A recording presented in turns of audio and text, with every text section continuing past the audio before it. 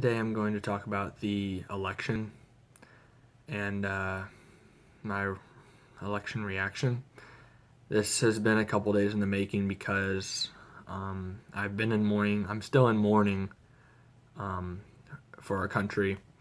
It's customary to give 3 days of national mourning when a tragedy occurs, and this is paramount to a tragedy.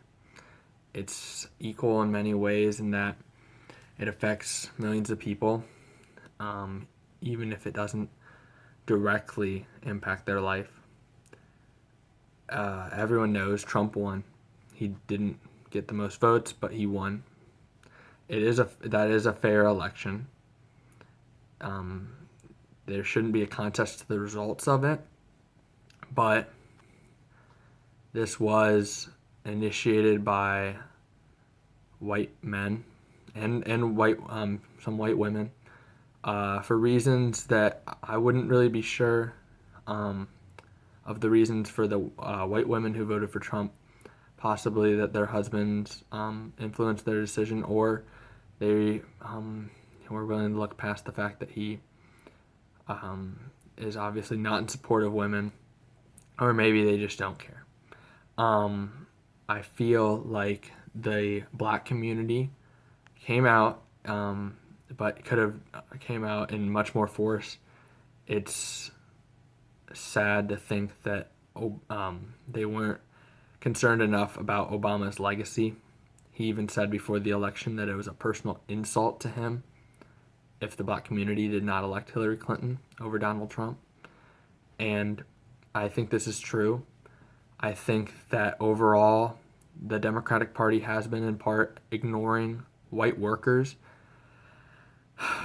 But obviously, I just don't understand the rationale behind electing Donald Trump over Hillary Clinton to help white workers. I do not think that he will do well for the economy, and I just think on principle there should be no way that we elect a sexual predator who makes demeaning comments about massive chunks of the population.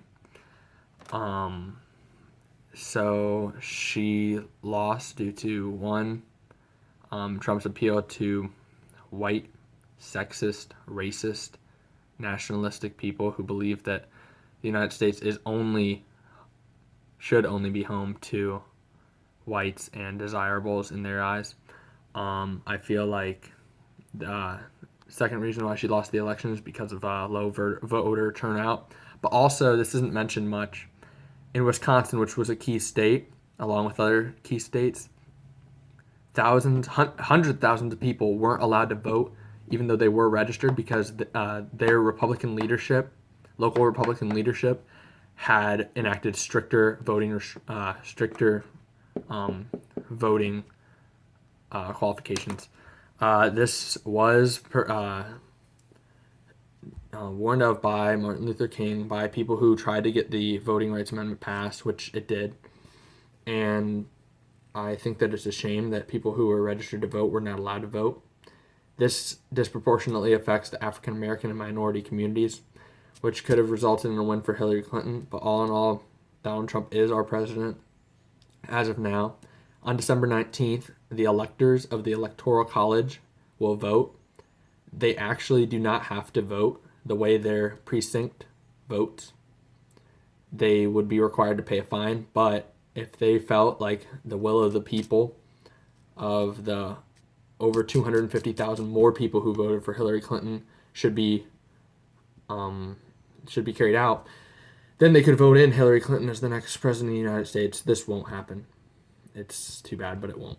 So we're going to have to live the next 4 years with Donald Trump as our president. It's not going to hurt me. It will hurt me, like emotionally. It's not going to affect me directly because I'm a white guy, a middle class white guy.